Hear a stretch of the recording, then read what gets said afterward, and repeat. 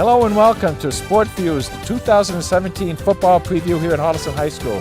I'm Jay Wyman along with my co-host Tom Emmons. Hey Tom, Jay. and we are back for another year of football. Oh yeah, can't get rid of us. We just love this stuff.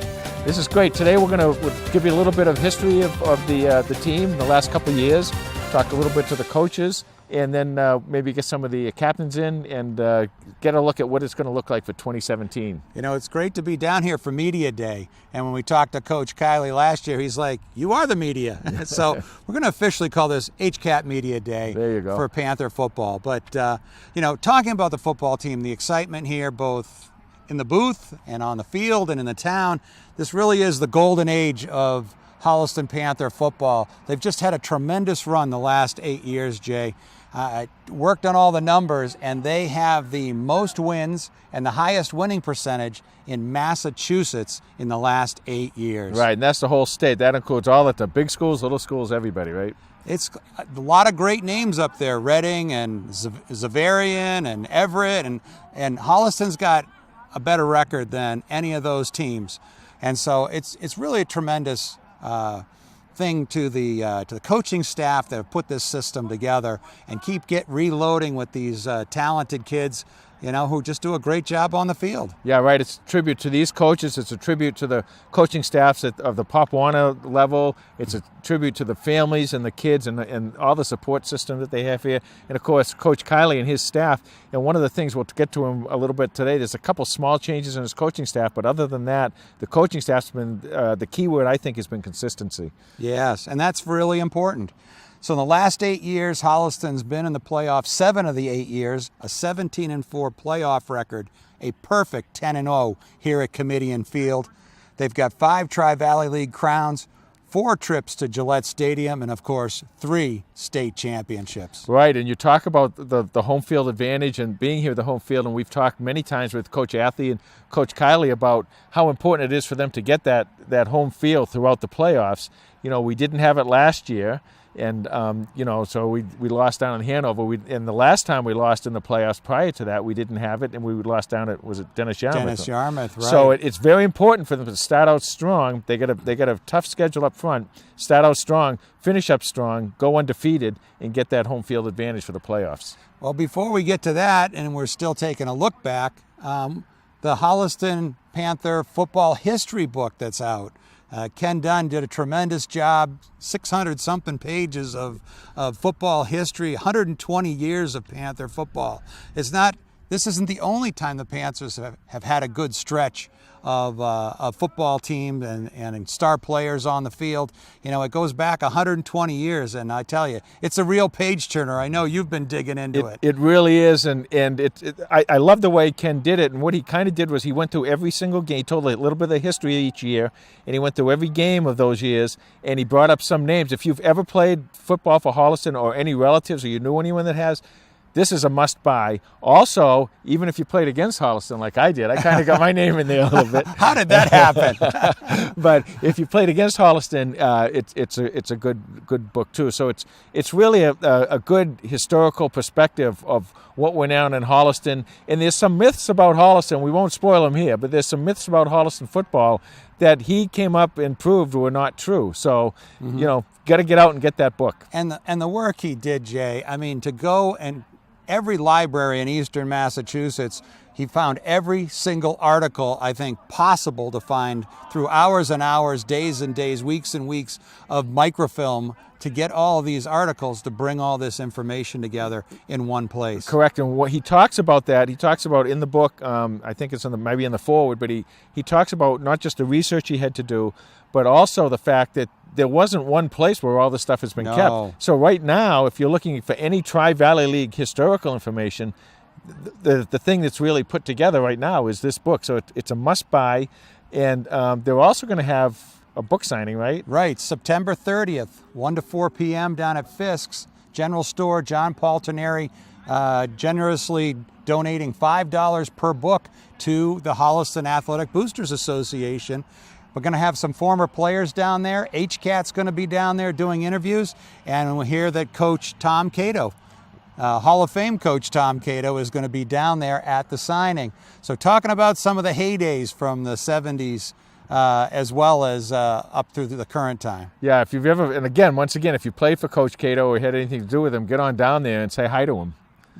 Yeah, it should be a great time. There's lots of gems in there. One of them that was in the paper was that Zach Elkinson, who graduated in 2015, he actually set the record for most points by a Panther player ever with 330, 54 touchdowns in his career, and he eclipsed Gary Alger's record of 278 points from back in the 70s.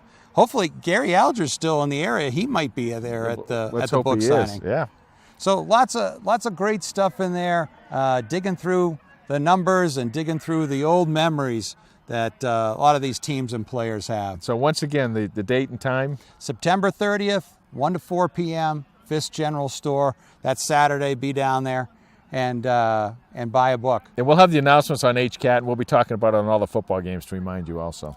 So getting on with our preview, Jay, the 2016 season finished with a big win, but it wasn't a playoff win. It was a big win over Westwood, 46-12. Well, you know, it's interesting. Time catches up with you at some point. I mean, they had the 2014, they won the Super Bowl. They lost a lot of kids. Yep. 2015, they won the Super Bowl. They lost a lot of kids. Last year, they came back with a vengeance, and they had a great season. They had the one close loss, right, against Westwood. 9-2 record, and one of the rare losses here at Comedian Field. They only lost 6 games here at Comedian in the last 8 years. Right. And one of them was against Westwood, a come-from-behind win by Westwood.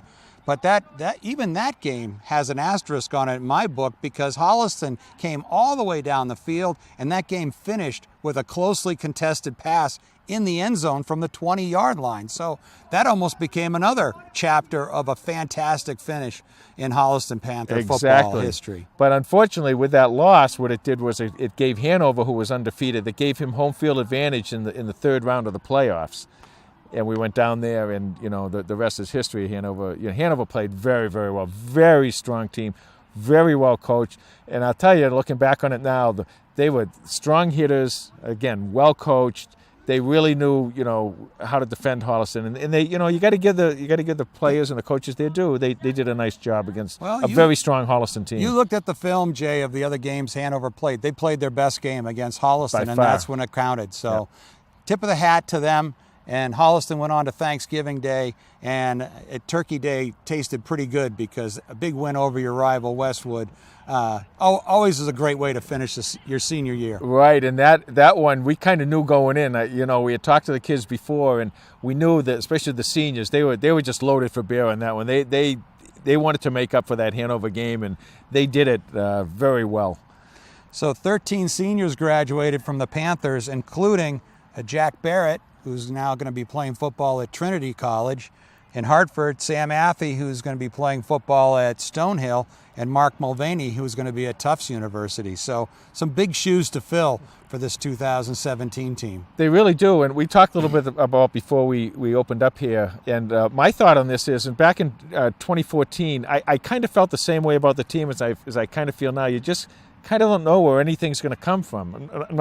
This is nothing against the players or anything, but you've graduated, 30, 40, 45, something like that, real strong players over the last 3 years.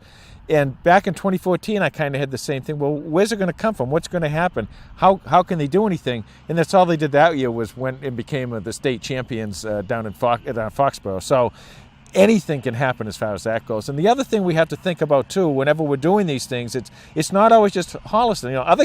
Other towns are graduating kids too, so they're looking for stuff too. That's why you go back to the consistency of the coaching staff, having the same staff, the same system. These kids know right from when they're little kids playing Pop Warner all the way up.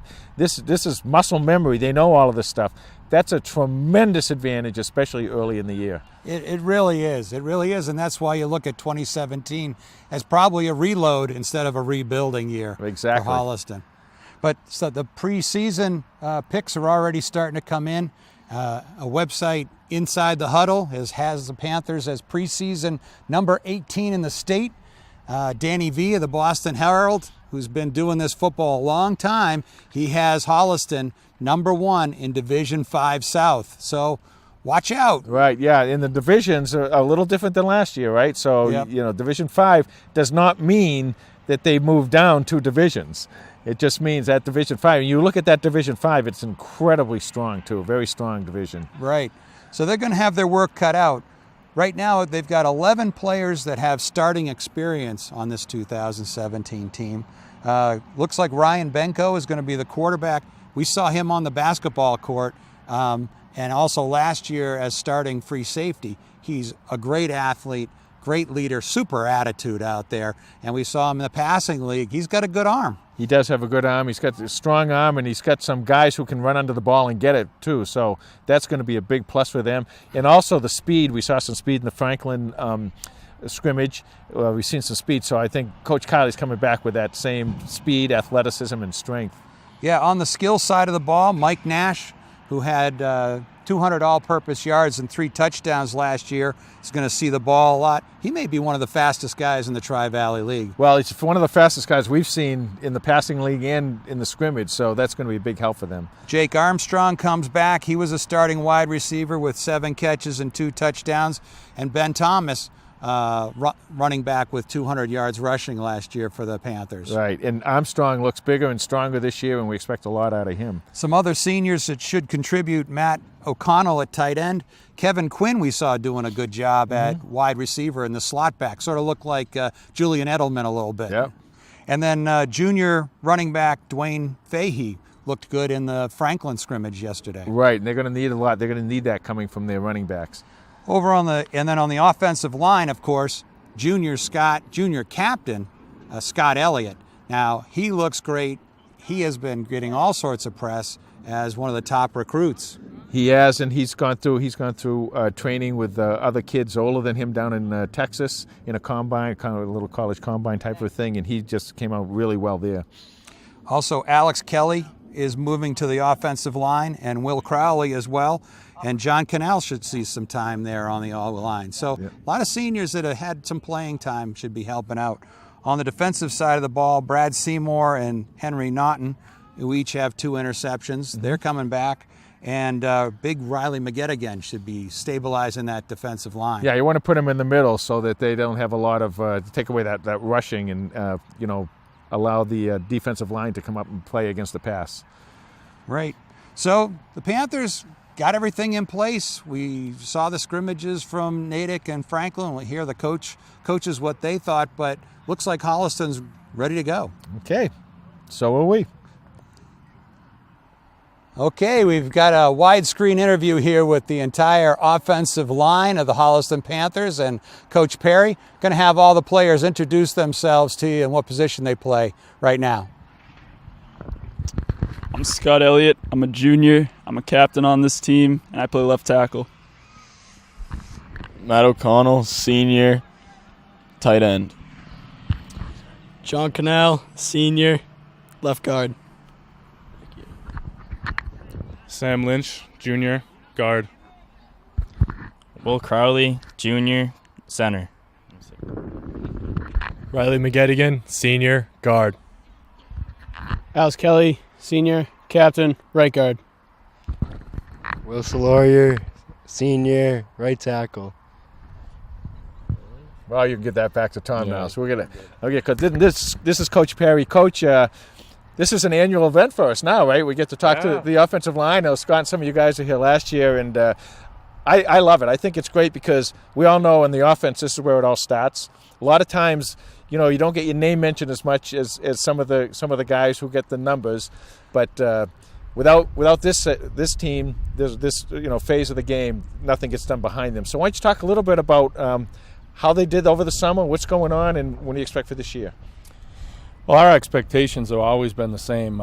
We try and put a group out that works well together, that can really power a football team. These guys have worked really hard all summer. I got to say, and probably all the years I've been coaching, this might be one of the fastest offensive lines that we've ever had. All these guys play defensive positions as well. Both our starting guards are actually starting middle linebackers for us.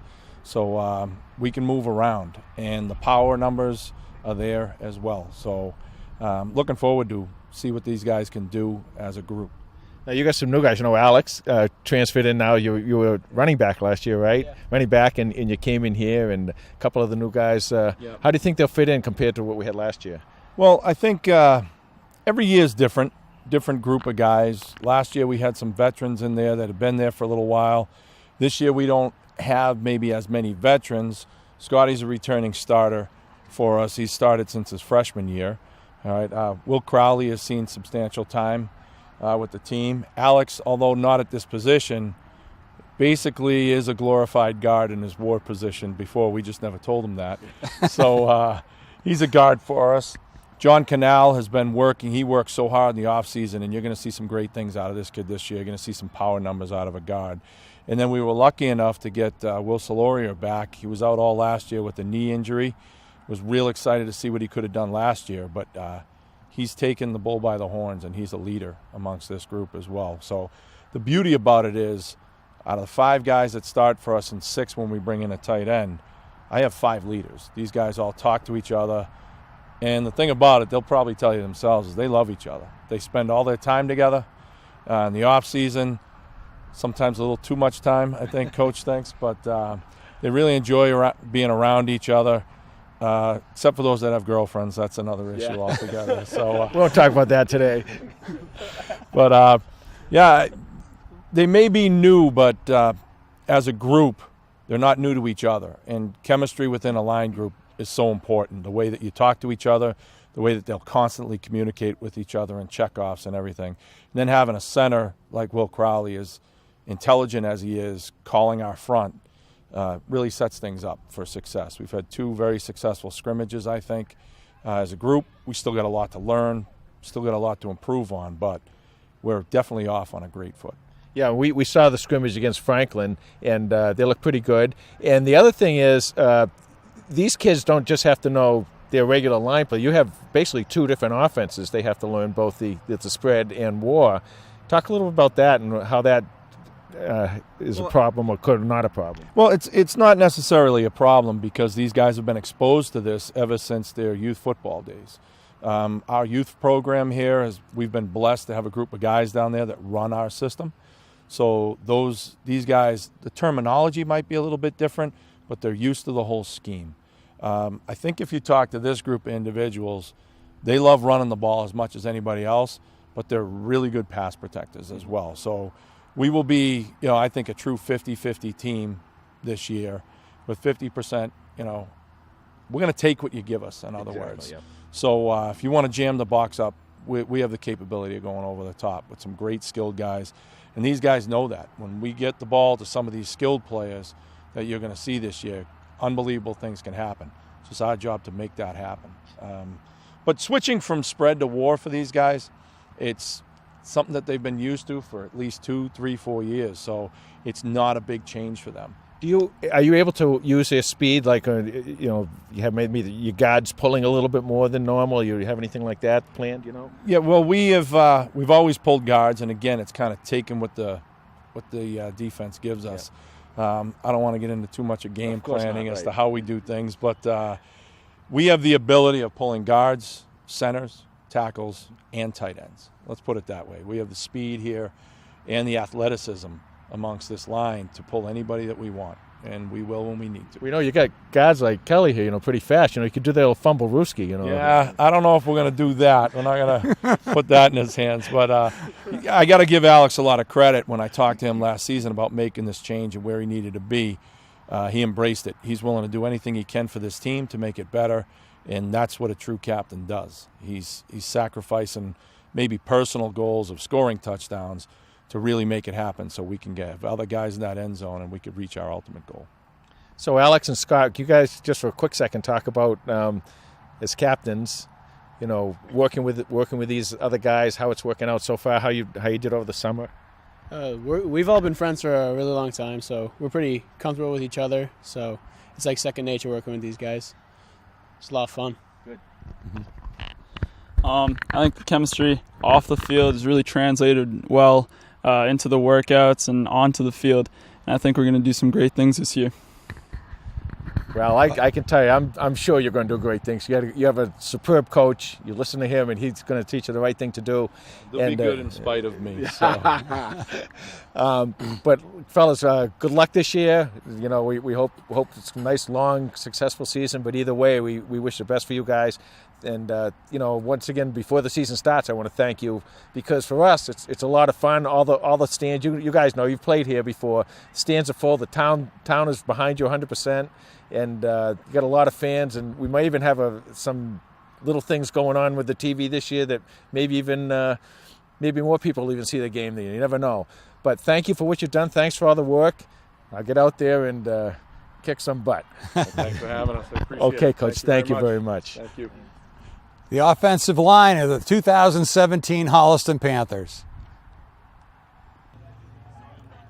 Okay, we're here with head coach Todd Kiley and two of his assistant coaches, Kevin Lamarck and Joe Santos, who are also Holliston Panther alumni. Todd, good to see you on the field for HCAT Media Day. Love it. Love to be. I am so fired up to be back right now. I hope your both of your batteries are recharged like mine are. Oh yeah, we're revved up pretty good for this season. Awesome. So, and we've got a beautiful day to start out here. So, absolutely. The weather has cooperated. Mm-hmm. So, how do the guys look so far? We look great. We really do. I mean, there's a lot of new faces in different spots. Mm-hmm. But the kids have responded. We've faced some real good competition at camps, and our first two scrimmages.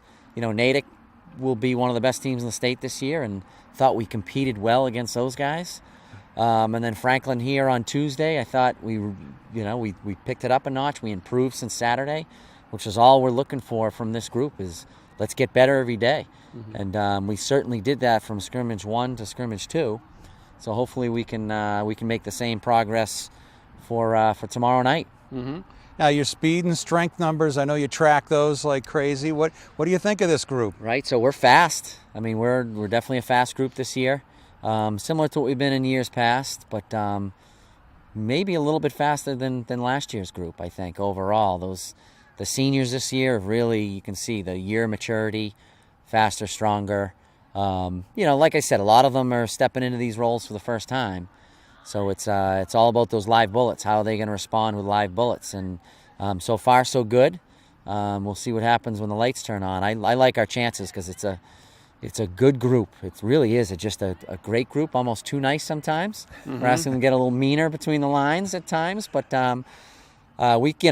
I'd rather go that way with it than the other, right? Mm-hmm. So, but that's kind of been our MO, this program. We've had great kids, coming from great families, and this year is certainly no different. And you got a couple of them right here, right next to you. A couple of guys coming through the program here. Nothing more gratifying than having two-year stud players come back and coach for you. So very happy to have Coach Santos back again in year. I think this is 6. Yeah, year 6 with Coach Santos. And Coach Lamarck, this is his second stint. He helped out as a volunteer. I mean, he was still here most every day, really working hard. So glad to have him in a full-time role now. They're JV coaches on the pay scale, but they're varsity JV and freshman coaches when it comes down to what their roles are. So they're more valuable than I am. They got all 3 levels. They are, you got a lot of pressure on these guys. We tell them, it's nothing. I mean, Coach Santos. Joe said he'd like to get paid at the same level. Yeah, they're not too far behind all those guys, Yeah. Todd, I was talking to Tom a little bit earlier, and I said, this kind of reminds me, coming into this year, kind of reminds me of when we came into 2014. And I don't know why, but it's just kind of like, well, you really don't know what's going to happen or what's going to, you've lost over the last 3 years a lot of really superb players. And yet we went to the passing camp, the passing league. We saw a couple of those games, and we saw the Franco thing. And I was very impressed with Benko. I was impressed with his arm and everything. And as you said, the speed coming into this season, and I know I don't want you to give away anything, and I certainly don't want to force you into predictions, but do you get the same type of feel as any other years where you came into a situation like this? Well, it is very similar to 2015, where we had some of those seniors in 2015. We we thought that they would step into those roles as they did, but you never know because they'd never faced live bullets, and so there was a lot of question marks, but the potential was there. And this is definitely the same type of feeling here. You feel like we have enough talent there to make some noise. A, we got to stay healthy, and B, are they going to be able to produce when those lights turn on Friday night? I think knowing these kids, I like to think that they are going to bring it. So yeah, there is a little bit of that same feel. Now, we won the state championship back in 2015. I am not predicting that. No, I mean, we all know how hard that is to get there. But this team has a chance to do some great things. Joe and Kevin, why don't you talk about your role as an alumni? You're a little closer in age, and having played on this field, how can you help some of these seniors get over that hump? Well, for some of the seniors I actually had as freshmen, so I have a good relationship with a handful of them, and I just think I'm one that they can come to kind of if something's going on outside of football and they're just not feeling themselves, they can come to me. If they're kind of intimidated going to Coach Kiley, they can come to me first and get my opinion on what they should do. So I'm kind of like the middleman, if you will, with those older guys. Yeah, like what Joe said, it wasn't too long ago I was in their same position, so I can relate to them if they have any concerns and they feel uncomfortable going to any other coach. They can come to me and I can help them, adjust. I love to hear that story because I remember Cecil Wright was our freshman coach back in the day. Cecil, and it just legend. and he was a legend here, and he was working with us guys, and we're just like, we know you, like, you're awesome. Yeah. I mean, you really, not that you don't listen to your coaches, but you really listen to the guys that played it and are having the success. And, congratulations to you, Kevin. Some great success this last season, being named a Division III All-American. That's really quite an honor, and Panther Nation is pretty proud of you. Well, thank you. I appreciate all you guys following me when I was up at school, and I just took what I learned here and brought it up to the school. So, I was just going to ask you that the stuff you learned. Have you noticed? You came in. I'm sure Coach Kiley's picking your brains and different things to do, different maybe drills or skill sets or anything. You feel you've been able to contribute a lot so far? yes, especially with the freshman line, I've been using a lot of drills I learned up at Alfred and brought them here and had the younger guys doing them, and I think it's going to help us out a lot and get them ready for the next step next year. So you've practiced, right? The freshmen have practiced. Correct, What do you think, Joe? How do you get a good set of kids coming up? We got a good group of kids. There's some very talented kids for sure. Last year and the year before, they have a lot to live up to with the freshmen not losing a game. But this is a group that I could see some similar success. There's good talent on the line as well as skilled positions, so we're looking in good shape. And I'm glad you mentioned about the record. Maybe Todd, you can talk this a little bit.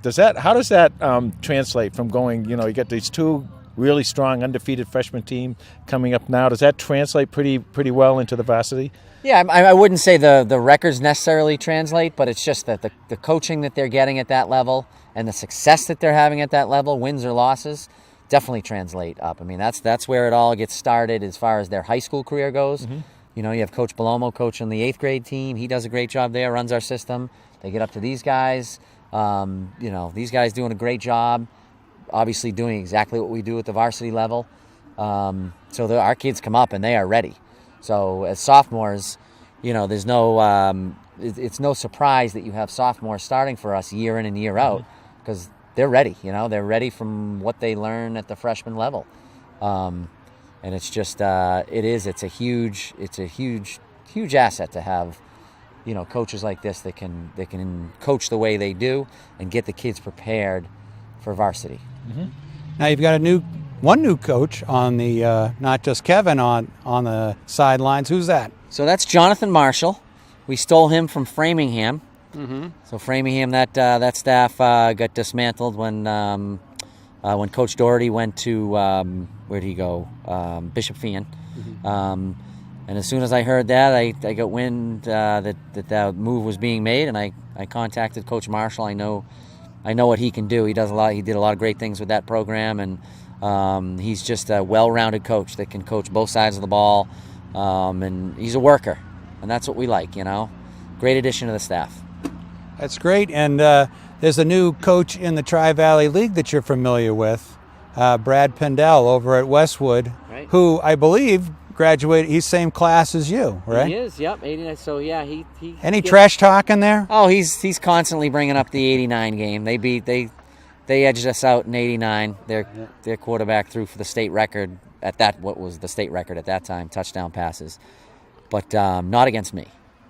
Not against me. One of my buddies gave up the state record. One of your ex-buddies. Exactly, one of my ex-buddies. Not that we hold any grudges against Westwood. No, definitely not. But no, it's great to have him back in the league. He's a very good coach, and he coaches it the right way. Mm-hmm. So you're going to get back to a nice, clean, healthy rivalry, and that's what it should be. It's a rivalry, no doubt. Mm-hmm. But it's going to be, like I said, a nice, clean, healthy rivalry. But you're going to see the other coach tomorrow night, right? That's The right. ex-Westwood Well, league. good segue to the 9th annual Laracy Bowl tomorrow night, which will be broadcast on HCAT, and Ed Manti will be on the sideline for the Flyers. He will. He's on the opposite sideline.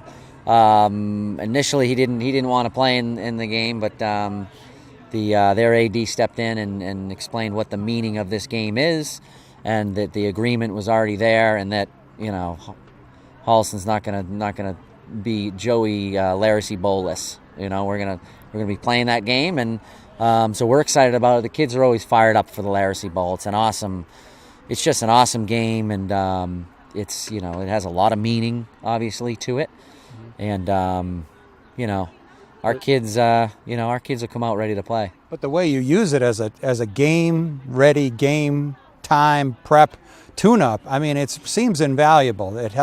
Seems like it's helped the Panthers get to that first game. They've already played their first game. Yep, no, absolutely, and that's what we want to use that as. Is obviously it has a lot of meaning behind it and special. It's close to our hearts in that respect. But it's a game atmosphere. So it gives you that extra week of preparation of getting ready for week one, and I think that has helped us tremendously. Week one, we've been there, done that. Right, because everything from getting ready in the locker room to getting the helmets to getting on the bus or getting, to the field for your first warm-up, you want to work all the bugs out before the opening night. Absolutely. We're excited. The kids are ready. We'll do our walkthrough today, and they'll be pumped up, ready to go. The Laracys will be on hand for the game. So it's nice to see that this game is a big part of their lives as well, and she just asked us to never forget Joey, and that is obviously never going to happen. So, we do it. We'll do it his way tomorrow night. That's great. Well, we wish you all the best of luck, freshman team, JV team, and varsity, of course. HCAT will be bringing all the coverage, starting with tomorrow night's Laracy Bowl here at Comedian Field. It's always nice to get the perspective of the coaches and some of the players and everything. But at this point in time, I think maybe we should take a little walk through this season. What do we expect this year? Yes, this 2017 schedule is a little bit different than we've had some of the other years. The first thing is only 2 of the 6 games are going to be here at Comedian Field, and Holliston has a bye week on October 13th. So as much as Comedian Field, they've won 87% of their games in the last 8 years. They're 41-6 here at Comedian Field, undefeated, as I mentioned earlier, in the playoffs, and only 2 games at home. So it's a little bit of a disadvantage. Well, it just so happens that the 2 out-of-league games happen to be away. Normally what they like to do is work a 1-1, and they can flip-flop them, so every year they're playing. So next year, especially if we play the same 2 teams, we'll have 2 home games at the beginning. So the 3-game road test to start the season for the Panthers next Friday night, September 8th at Millis, will be the first official game. Now, it's not a league game because Millis is in the Tri-Valley League small and Holliston's in the Tri-Valley League large, but still a big game. Millis comes into this game last year as Super Bowl champs in Division 4A. and they are ranked 25th in the state in one preseason poll, and Danny V has them as the #1 team in Division 8. Well, they lost a little bit with Espinette and those guys, but they have a whole lot coming back. They got some big linemen, and they got the quarterback back and the running back back, so they're going to be tough. Yeah, they graduated 14 last year, but they bring back 18 seniors. That's the good news. Coach Olson feels like he's got a great squad. He says we might even be better than last year. He's got, like you mentioned, the offensive line still big. I don't know what they feed them down there in Millis. It's amazing. We need to steal some of that water and bring it up here to Holliston. But they've got sophomore Kevin Pine, who's 6'8", 275 pounds, and he's the #2 recruit in the entire United States for the class of 2020. So, and he's going to play defense this year as well. Oh. So We'll put Scott on him and take care of him. well, I'm sure Elliot's looking forward to it for sure. They also are bringing back their quarterback Bryce Latosak, who passed for 2,500 yards and 27 touchdowns. That 27 touchdowns was good for 4th best in the state of Massachusetts last year. And on top of it, Kurt Hopkins had 1,100 yards at running back. So they're bringing back some skill guys. The problem is they're underclassmen, they're juniors and sophomores. They've only got 8 of them on the team. Only 26 are going to be across the field from the Panthers. Yeah, and that's going to be a problem next year. I got this fun little fact. You brought up Espinette, who was a senior last year, and Latosek, who's coming back as the junior quarterback. So they were teammates last year, but during the winter, Espinette plays for Hopedale High School. Right. Latosek plays for Millis High School. They met in the Central Mass Division 4 finals. Wow. And Hopedale took down Millis in a close matchup. So here you got the football guys, Going teammates at each during other. the year. But the co-op is over. Last year was the last year of the co-op for Millis. So not sure what's going to happen when they graduate these 18 seniors. Is there going to be a Millis team or another co-op? We don't know. Haven't read anything about that yet.